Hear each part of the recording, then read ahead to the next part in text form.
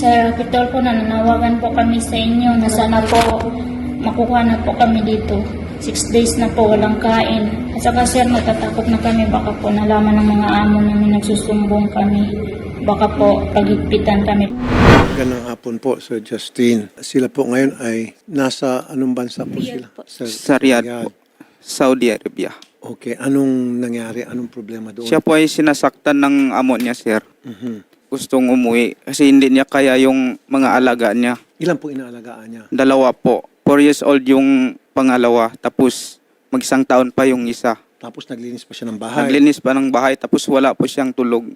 Tapos kung nagtawag sa agency niya, wala naman reply sa mga chat niya. Nagpunta yung asawa niya sa OWA, sabi niya, mag-antay daw. October pa yun, tapos hanggang ngayon wala pa. Yan yung problemang matagal na, Shari, na Opo. we're trying to address. Yung bang sa kontrata ilalagay na isang bata lang alagaan. Opo. Tapos hanggang bungalo lang. Pero pagdating doon sa Saudi, imbis na isang bata, alagaan niya ay 2, tulad nito ngayon, tapos meron pang siya lilinisan na bahay na hanggang 2nd floor, 3rd floor. So, alam po ito ng agency. Alam po niya sir lahat. Pero yung agency, walang ginawa. Wala pong ginawa, sir. Sabi ng agency, magantay daw sila.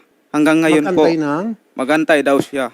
Yun ang sabi niya. Tapos, yung ano po, mag-CR, 2 sila, 3 sila ng mga anak, yung mga bata. Kasi po, yung mga alaga niya po, hindi po, wala po doon yung mga amo niya. Kung mag-CR siya, dala-dala niya yung mga bata. Oh, Tapos kasi ngayon maliliit pa yung mga bata. Maliit pa po. Hindi pwede pabayaan. Opo. Tapos nagsabi sa amo niya, lilipat na lang siya.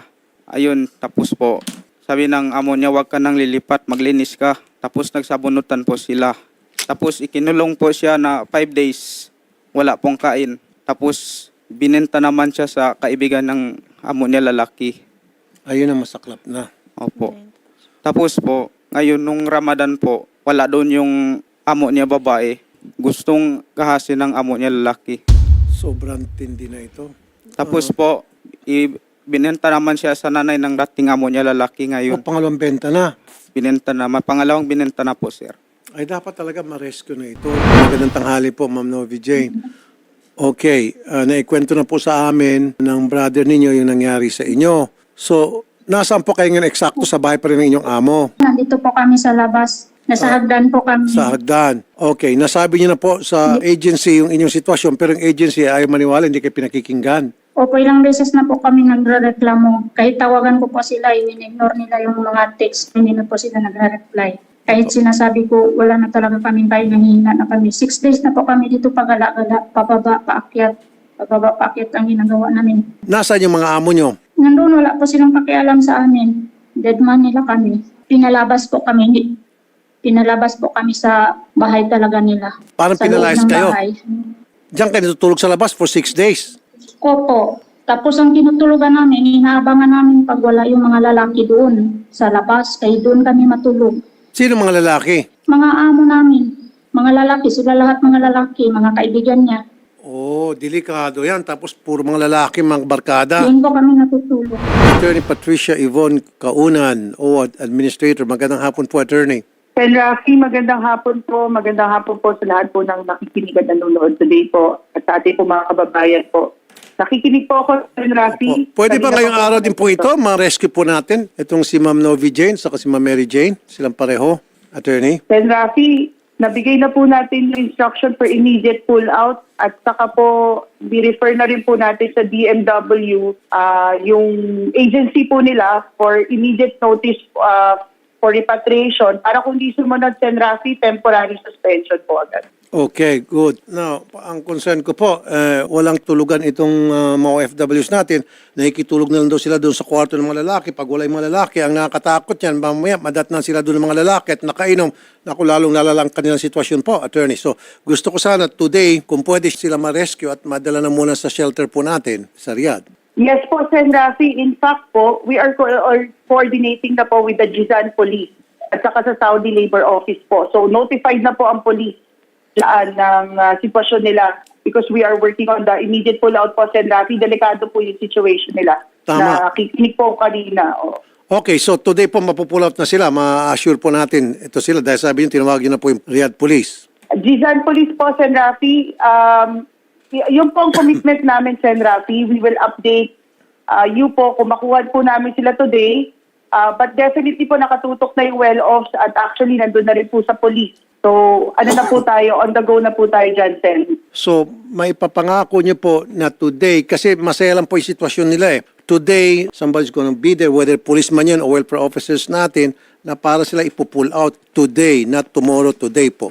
Makomit ko po, Sen. Rafi, papuntahin ko na po ngayon yung ating welfare officers para Exactly. ma-escort po sila ng police. Exactly. Yan po ang gusto ko marinig. Thank you po. Thank you. Salamat po, attorney. Thank you So, po. magtawagan tayo po. Thank you po, Sen. Rafi. Thank you. Opo, attorney. Ma'am Novi Jane. Opo, sir. Ayan, nagbigay na po ng commitment ang ating OWA na sa araw na ito, kayo po'y mapupull out na dyan, dadaling kayo sa shelter para doon sa inyong repatriation na. At tututukan po namin para masiguro na today mapupull out ka, hopefully by next week at the most, baka nandito na po kayo. Okay? Opo, sir, kasi sobrang init ngayon. Nanginginig na kami sa gutom, tapos sa init pa. Dito kami sa hagdan, andun mga gamit namin. Oh, sige po. Sasabihan ko rin po yung OWA na magdala ng pagkain pagpunta nila dyan. Kasi today po yan, konting tiis na lang po. Opo, Siguro- sana po kasi baka malaman nila na nagsumbong kami, baka anong gagawin ng mga amo. Sobrang trauma na po kami. Opo, opo. Nakatimbre na po kayo sa mga kapulisan doon. Alam na ng mga pulis. So pag may ginawa silang hindi matama sa inyo, mananagot sila sa mga pulis doon. Anyway, importante po, sabi sa akin ng OWA ni Attorney Kaunan, ngayong araw na ito, ma-rescue kayo. Mumonitor po namin from time to Opo, time. sir. Tatawagan namin kayo para masiguro na safe kayo, okay? At Opo, makawa kayo. sir. Mag-ingat po kayo dyan. Salamat talaga sa rescue na kami ngayon. Hindi ko na kaya. Sana makauwi na kayo. Gutom. Init. Kasi wala na kayong kain dyan. Ilang days na po eh. Bilang po, sana makuha kami ngayon. Hirap na hirap ako eh. Pero hindi ko na kaya. Wala na akong magawa eh. Sobrang takot ako, trauma na ako sa mga tao dito. Ayun. Ganun na lamang po, sir and ma'am, today, ma-rescue natin yan. Tatawagan po namin kayo from time to time mamaya. Ingat po kayo dyan, ma'am Novi Jane. Parating na po yung tulong rescue, okay? Thank you po. Opo. Maraming salamat po. Opo, ma'am.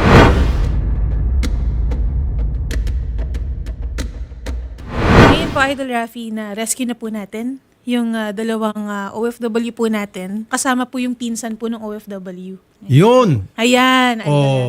Oh, yan naman pala. Kaya naman pala kasi kahapon, sabi ng OWA sa atin, titingnan nila best effort or something to that effect. Sabi ko, no, I want it today. That was yesterday. Sabi ko, I want it today. Today, dapat ma-rescue yan by hook or by crook.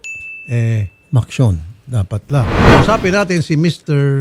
Justin Bello, yung brother. Sir Justin. Hello po sir. Magandang hapon po. Magandang hapon. Sir Justin, tulad ng aking pangako sa inyo kahapon, magkakaroon po ng mabilisang agarang aksyon. At ito na, alam niyo na po, Opo. na na-rescue na po yung inyong sister. Opo. Sir, maraming salamat po sa tulong niyo sir. Ayun. At syempre, alam niyo naman po, pagdating sa mga OFWs, especially yung mga in distress, diyan tayo talagang lumulundag. At pagkakaalam ko, merong matatanggap yung sister niyo po, Sir Justin, dahil in distress siya nakauwi, may matatanggap siyang benepisyo mula sa DMW to OWA. BMW po, sir. Ang good news ay na-pull out na agad siya. Kasi yun ang delikado habang tumatagal siya doon sa bahay ng kanyang amo, nalalagay sa alanganin yung kanyang kapakanan, yung kanyang sitwasyon. Di po ba? Opo. Okay. Meron tayong pasalamatan. Ito, si Attorney Patricia Yvonne Kaunan, Administrator ng OWA. May isang salita. Diyan ako bumibilib sa mga taong gobyerno na may isang salita. Pag sinabi, ginagawa. Hindi lang satsat. Ito, si Attorney Kaunan. Attorney Kaunan, ma'am, magandang hapon po, Attorney. Rafi, magandang hapon po sa inyong lahat. Sen. Rafi.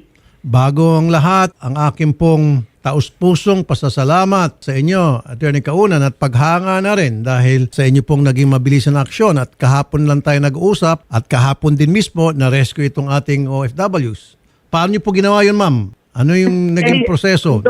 ng inyong aksyon. Opo, although po na-appreciate po namin yung inyong pag-recognize, ito po ay trabaho namin bilang gobyerno, tao po dito sa OWA. Ang ating po mga kasamahan sa Migrant Workers Office sa Jeddah po, Rafi, 9 hours po ang, actually 8 hours po ang Jizan province from our office sa Jeddah. Pinuntahan po natin sa Rafi.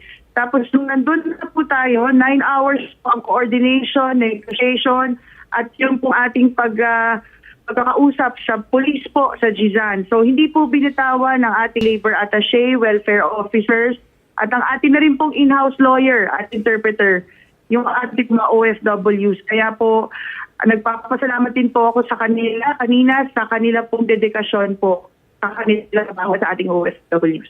Okay. Thank you po. Sinabi ko po kanina kay Mr.